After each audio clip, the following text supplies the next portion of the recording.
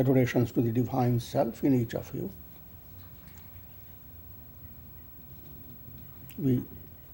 We just celebrated, as Hindu community celebrated, Holi festival very recently. It is a spring festival, and it's important to gain a mystical insight. All festivals in Hindu culture, they are celebrations of God, divine power overcoming demoniac forces. And that's underlying all festivals. There are fasts and festivals. Sometimes both are blended.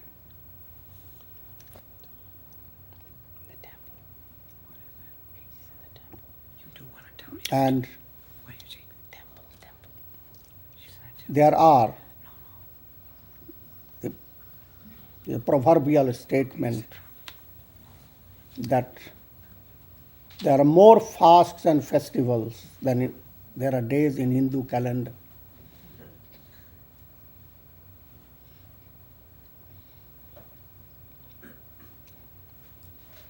From a very practical point of view, when you have fasted a lot, feasting becomes much more interesting.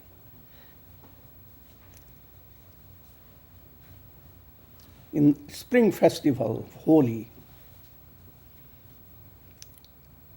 which comes in February, March, according to the Hindu calendar, 10 days before full moon in the month of Phalguna. The holy word literally means sacrifice, same as homa. And the day Holi is celebrated, the previous day, in the evening, all village people, they collect all the rubbish and create a bonfire, bring it in a heap. They find somewhere there is like a big pit, and that they collect all the rubbish and it is set on fire. And when they do so, and they go on pouring into it various things, and they also cook certain delicacies and pour into it as a sacrifice offer to the fire. But each time offering is given, they cry out, "Holy ho, holy ho."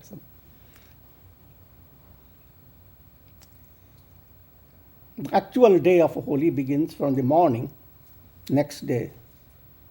The first stage of Holi is smearing in mud. People go out by the river, find a lot of mud, and they throw mud on each other. It seems quite wild, but it's a well-known beauty treatment, the river mud.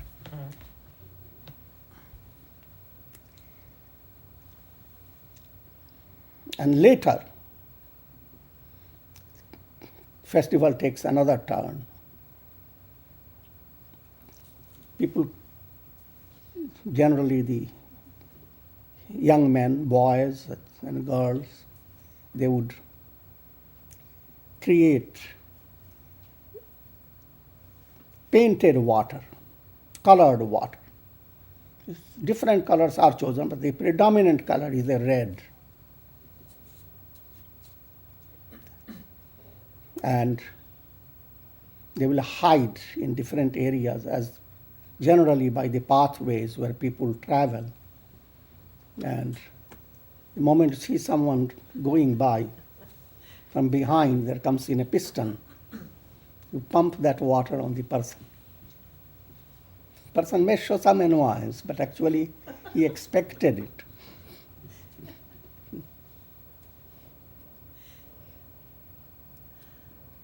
And it goes on. It's a wet celebration.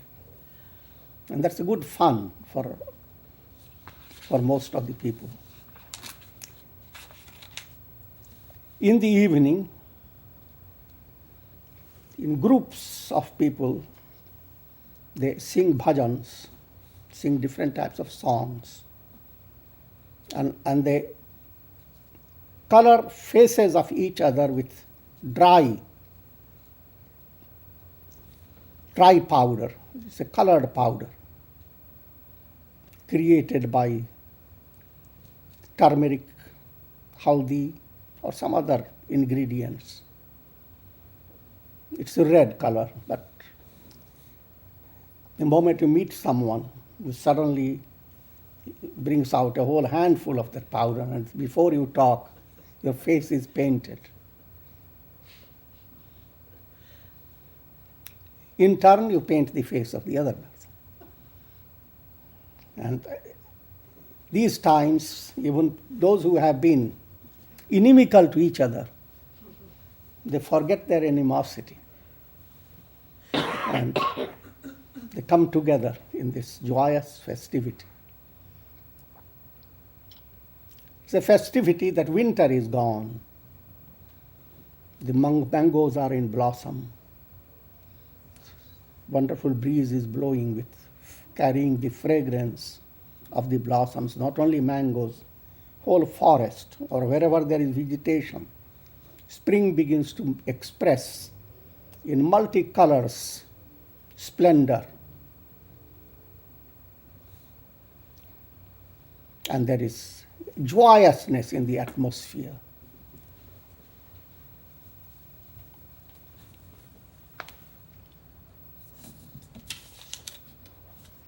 Do you know where the telephone is?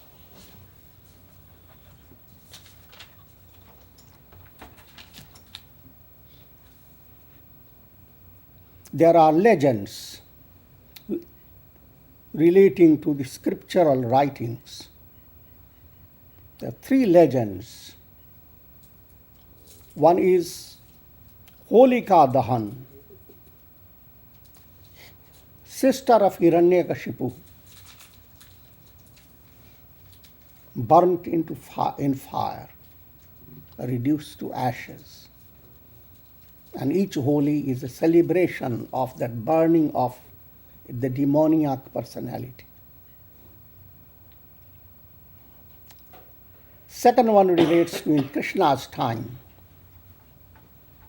Krishna was still a baby, and a demoness Putana came to destroy him. But she was herself destroyed, and her body was burnt up. And that is celebrated in Holi. The third celebration relates to Lord Shiva. Lord Shiva destroyed the spirit of passion and lust called kama. And let me give you some stories and then mystical implications. The most predominant story is of a Holika, Hiranyakashipu's sister. In ancient times, in a different yuga, there arose tremendous power, demoniac power, represented by Hiranyakashipu. Hiranya means gold in a symbolic way. Mind that covets material wealth and there is nothing, no other values, but just material gain. That mind can be represented as Hiranyakashipu. But let me go through the story. Hiranyakashipu, as portrayed in the Puranas, was not a golden figure, but a terrible personality, terrible figure, the monster. But probably the monsters are liked by monsters. Among the monsters, he was a very powerful personality, most handsome as well. with many queens. Once upon a time, gods were able to overpower the demons. And during that time, Indra, under Indra's command, Hiranyakashipu's queen was taken to prison. During imprisonment, the wife of Hiranyakashipu was pregnant. And Narada used to visit that prison. That was his act of generosity, act of helping all souls.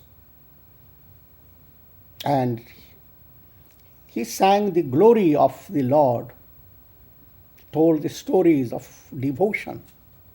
And those who were in the prison, they listened to him with great attention. And this queen also listened. But more than her listening, the baby in her womb listened more. That was Prahlad. That again, that's another speciality of Hindu culture. Your education begins even before you are born. It's a prenatal education.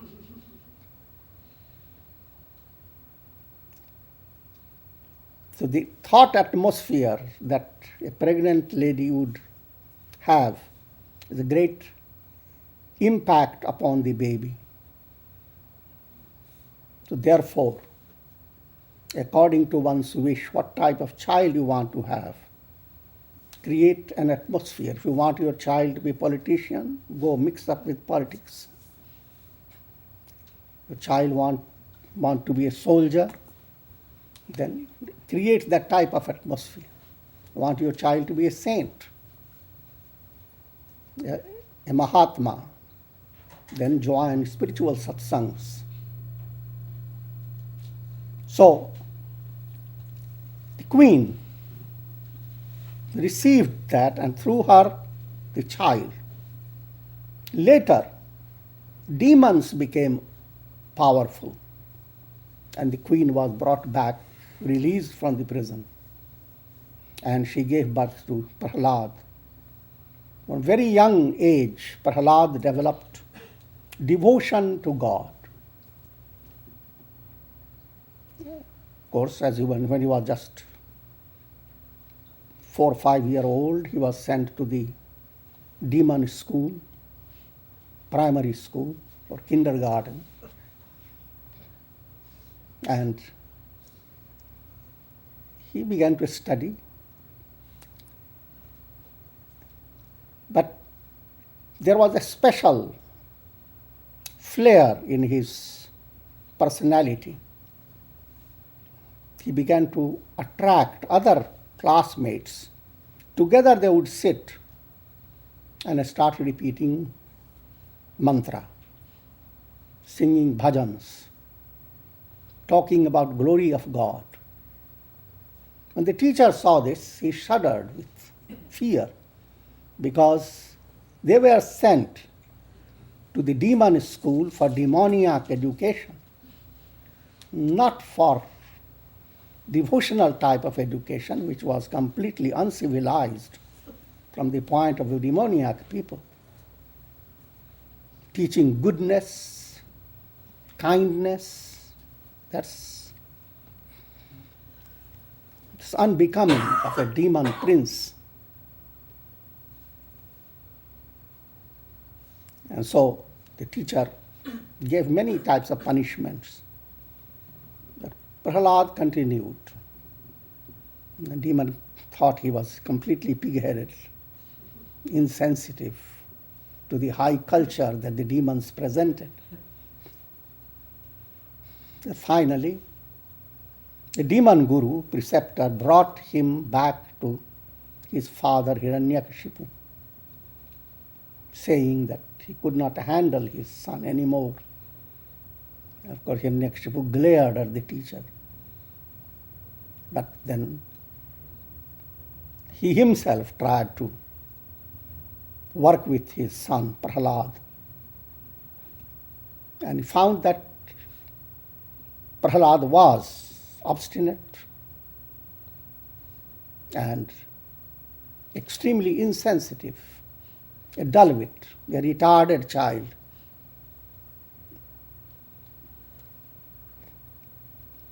But he thought probably adopting some demoniac method of punishment, he could correct the child. So he had Prahlad put into different types of torture, trampled by elephants. Of course, he had in his mind decided to get rid of him. It's better not to have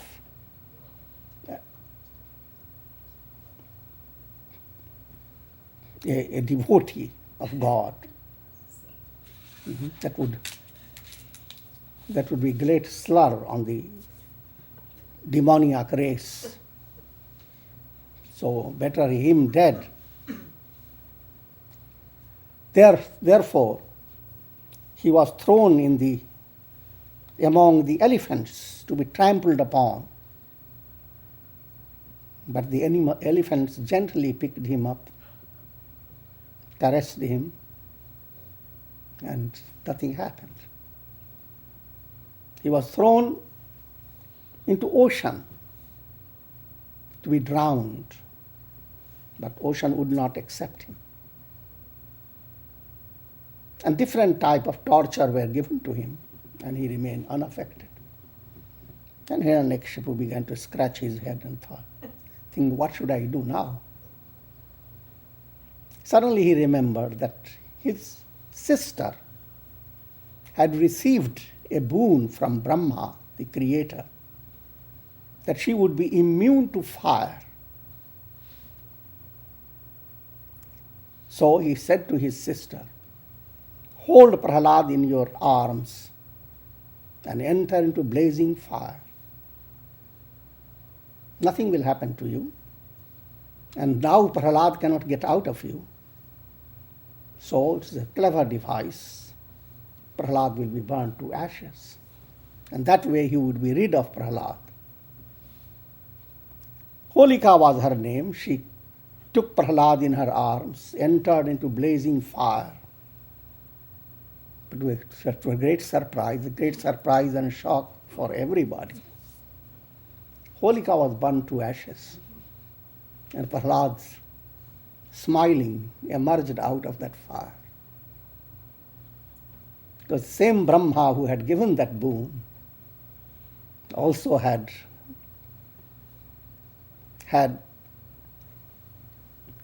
control over that whole situation. That is to say, the boon was to be utilized, not misused. And again, Brahma's rule does not control devotee of God. So Prahlad could not be controlled restricted by the boon Holika had received. Holika in turn was burnt into ashes. It is this burning of Holika that is celebrated, which implies we are celebrating the victory of devotion to God. The devotion to God wins. Then afterwards, what happens is Hiranyakashipu takes Prahlad in his arms, thinks that now he should himself directly take care of him. And first he asks, O child, who has been protecting you all this time? And Prahlad says, the Lord Vishnu. And Hiranyakashipu glared and said, is he close to us at this time? I don't see him anywhere. How does he protect you? He said, he is all pervading, is everywhere. Hiranyakashipu could not understand that he was everywhere. Somehow he thought he must have an invisible form and he must be hiding somewhere. At that time, so happened that Prahlad was looking at a little golden pillar in the royal palace. And Hiranyakashipu thought that must be where Vishnu is hiding. So he immediately asked Prahlad, is he in that pillar? Prahlad said, yes.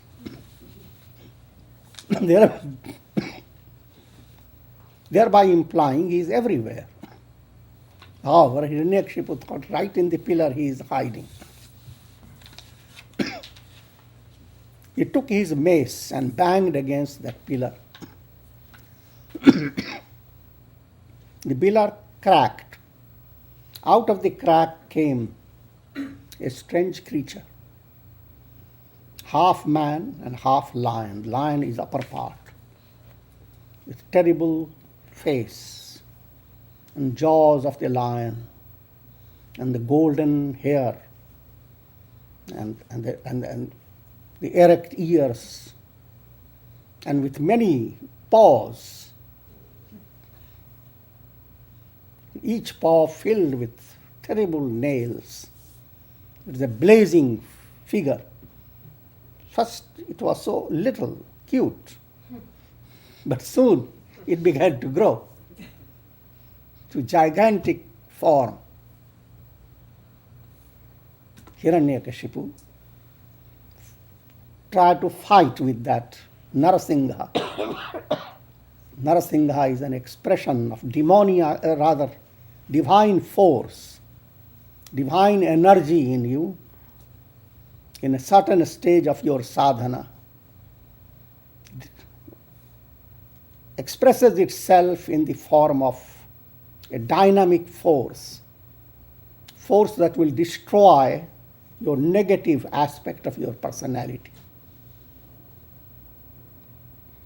And sometimes in a merciless way. Your anger, hate, greed, violence, jealousy. Any person who is involved in these has to face merciless disillusionment. You suddenly become shaken. Nature has no compassion for you. When you have no compassion for others, nature has no compassion for you.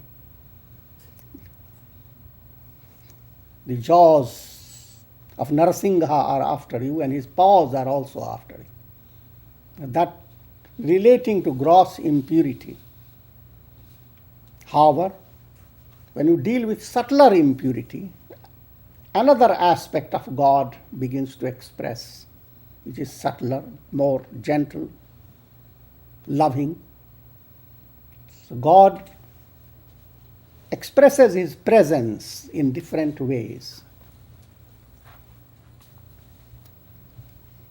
Then Prahlad, after Narasingha fought with Hiranyakashipu, in the beginning fight was like a cat and mouse. Narasingha was cat and the demon was mouse. Playful. But finally, Narasingha destroyed the demon Hiranyakashipu and then destroyed many of his generals and lot of his army, until Prahlad fell at his feet and offered adorations, and then Narasingha expressed his great compassion to Prahlad and gave him the throne of his father. Prahlad became the ruler, and of course he was a devotee of God, and finally he became united with God. That is the general plan of spiritual advancement, of spiritual progress.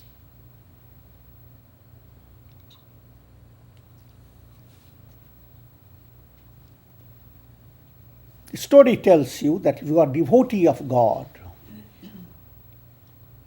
nothing in the world can affect you. You will finally triumph over all your hurdles and attain enlightenment.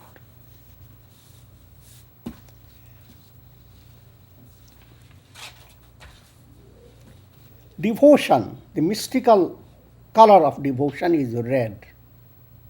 That's celebrated by red color, wet or dry. There is a saying of Meera, Lali mere lal ki jit dekhaun tit lal. Lali dekhan mein chali, main bhi ho gayi lal. Which means, Allah says,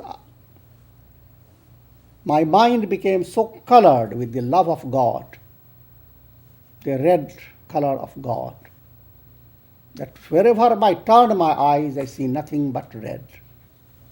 That's nothing but God. I who went after looking for my beloved, I myself became that beloved. I became the divine.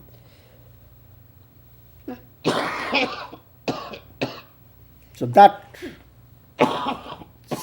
divine sentiment echoes in that celebration. The next story is told about Putana. Krishna was still a child, and Kans in those days was the great demon who was given a prediction that Krishna would kill him one day. But he didn't know where Krishna was born, very similar to the story of Jesus. All he knew that he is born, and therefore all children that were born have to be killed so that he can avoid the danger to come in future. And Putana was sent by Kansa. Kansa is a demoniac king, and Putana was a demoniac personality, very powerful. Putana adopted a special method. She would convert herself in the most elegant and beautiful personality and go into the houses of people where any child was born. And naturally, that's a general tradition. Anyone who would come, people will show the child. Child will place in the arms of any mother-like personality. And so, the moment Putana had the child in her arms, she would breastfeed the child. But in that process, there is a venom. And venom would kill the child. And that way, Putana went on killing lots of children. And the same she adopted where Krishna was growing, that's in the house of Nanda and Yashoda. They were very happy to see her. They didn't know whether she was a demon with all the appearance. More demoniac a person, more pleasant the appearance. The demons know how to hide their demoniac defect by assumed beauty. So,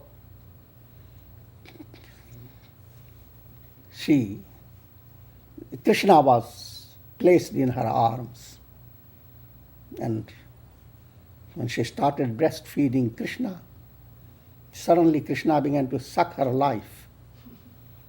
She started screaming. And screaming, she went out, running all over. And soon she lost her demoniac pretension, or rather the demoniac form, the form that she had created. She came to her regular form, gigantic, extremely mountainous. And gradually, Krishna completely deprived of her of her life. She fell down dead. All the village people ran after in a great shock. What might have happened to that baby? But they found the baby was just playing with the body of that gigantic demon. And then her body was cremated.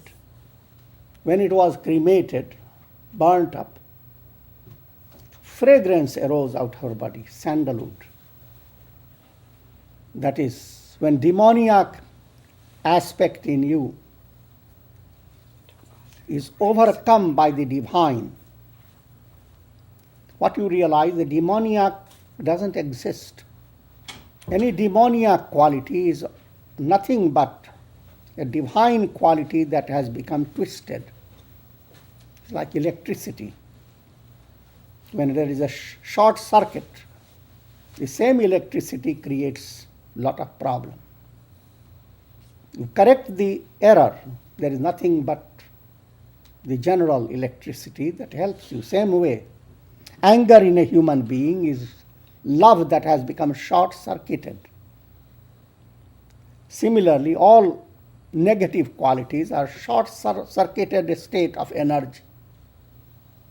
And when that energy is corrected, when Krishna or Rama or any divine personality destroys a demon, the demon attains liberation. That's the story we read all the time, and people generally feel miserable that they are not even equal to demons. They take long time in getting liberated, and demons get liberated so fast. So the idea behind it is a subtle philosophy. The demoniac power doesn't have its own reality. It is nothing but the divine that has become twisted, refracted. So that's the story of Putana was destroyed. Putana represents Vishaya Vasana, the mind's involvement in the pleasures of the senses, the desires for pleasure. As long as the world seems enchanting, mind goes after it. But the enchantment of the world is a demoniac magic, because there is no real enchantment. People generally think of wealth, mind becomes fascinated. Think of all types of wealth, power, fame. All this fascinates human mind. But all this is a kind of putana. And the moment you get involved with it, you have the venom of karmic entanglement. And you move on from one embodiment to another. However, when you have the grace of Krishna, you recognize the defect and limitation in all worldly values. The moment you recognize it, that which was so pleasant becomes terrifying. It's a similar story that comes in Ramayana, where Shurpanakha, Ravana's sister, assumes an enchanting form and comes to Rama and says, in this whole world there is no one more beautiful than me, and probably no one more handsome than you. So let's get married. Give up that Sita stuff, ugly looks.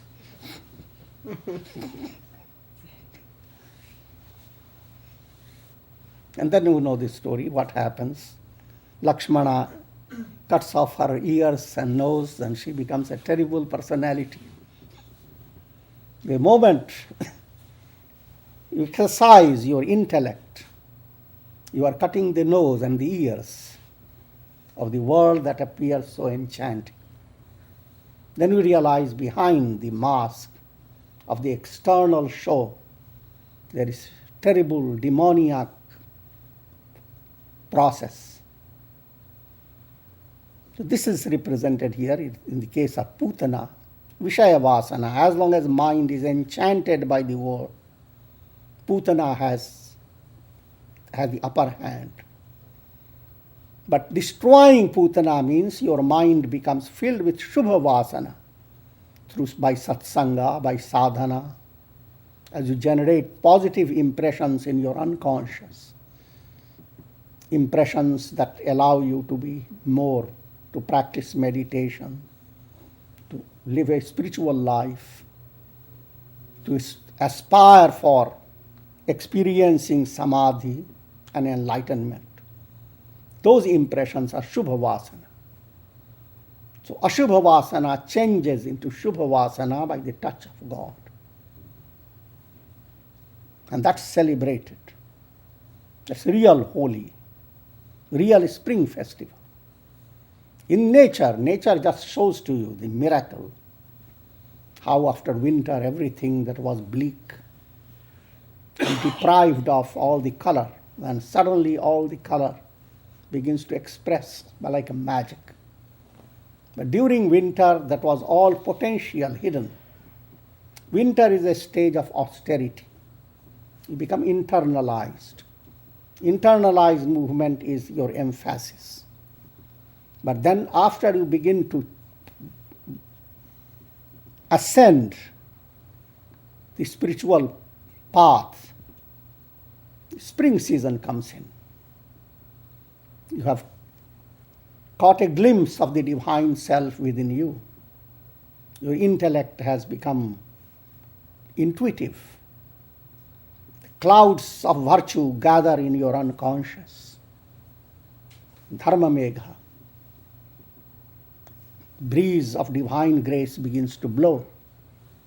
And with that mind that has captured the beauty and love of God, when you look at the world is filled with goodness. It's a real experience of spiritual spring. The only difficulty is from that spring you cannot spring out. That's a perpetual spring. The ordinary spring just goes away. But once you have experienced this spring of enlightenment, there is a perpetual spring. Everything is colored by divine love, spread all over.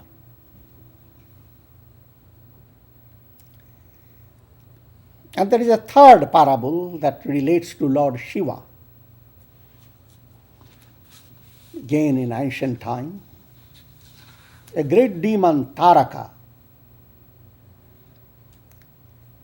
became so powerful that no one knew how to overcome him. So gods approached Lord Vishnu and Brahma, and they said that the only way Taraka can be killed, that if Shiva and Parvati were to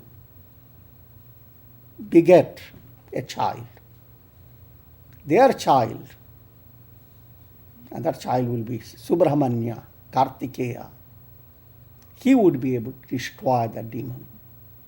And then they said how it is possible. Shiva was in the state of profound samadhi, and Parvati, daughter of the Himalayas, was practicing austerity to be married to Shiva.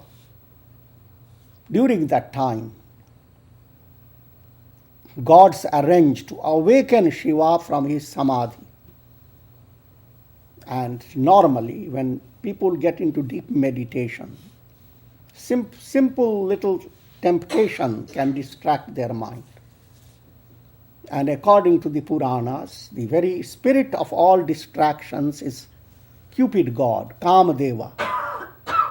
So Indra sent Kamadeva with all the army. The army of Kamadeva is a lot of flowery arrows, lot of spring season, lot of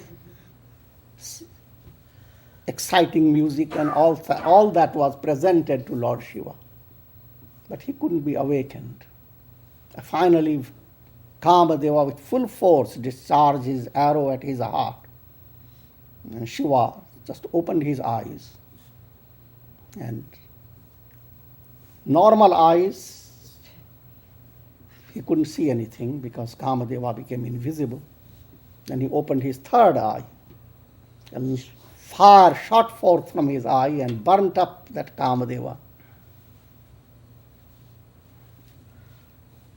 It is said that Kama used to be in person, in a form.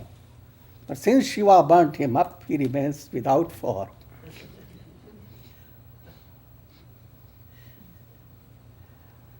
Now, the moment that happened,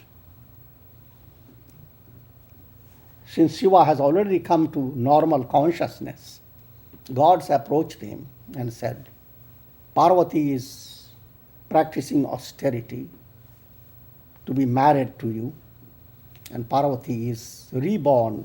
Your own Devi, Sati, has been reborn as Parvati. That's a big story in Ramayana. And Shiva said, very well. If that is so, Parvati will join me. And then the sages go to Parvati and say, Parvati, Shiva is there, but do you know Kama has been burnt up? So your marriage will not be fruitful. If there is no cupidity and no passion, how can child be born? But Parvati said, do you believe that Shiva is ever under passion? Anyway, the story is that they give rise to a child.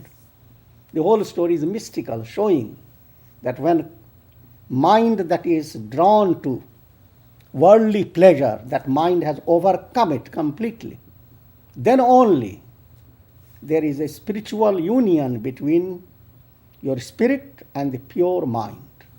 The spirit is Shiva. Purified mind is Uma. Out of that union is born power that destroys ignorance. And that is the burning of Kama. That is celebrated. People don't know all the mystery behind it, but they carry on the tradition. But each tradition relating to any Hindu festival has a profound mystical insight. It is all relating to you the great philosophy that essentially you are Brahman, you are the absolute self. But for realizing the absolute self, you should possess a mind that is free of impurities, an intellect that is not under the influence of ego. You should possess an integral personality and become involved in practice of yoga in daily life. And thereby you can attain liberation, which is the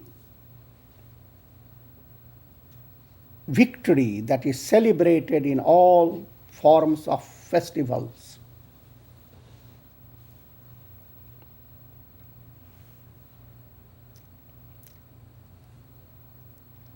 In each festival,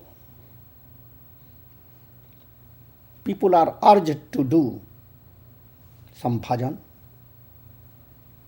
some dan, charity. Four things are highlighted and should be highlighted. Sadhana.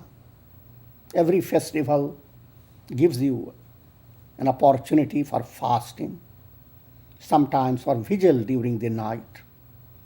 That time is used for practicing intense meditation on God. Satsang, seva, serving others, dan, charity. If these are practiced, then you are really celebrating the festivals in a proper way.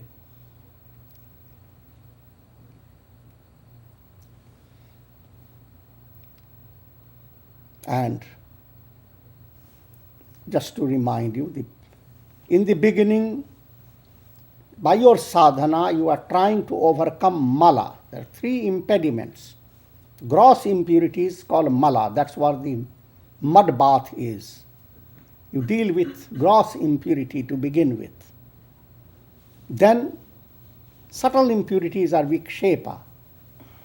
The vikshepa is handled by the show of colors, wet color. And lastly, avarana, the veil. Vikshepa is caused by subtle desires in the unconscious. Avarana is caused by ignorance. So in the spiritual movement, you are overcoming these three impediments. And that's reflected in most of these festivals. And may God bless you. Om Shanti, Shanti.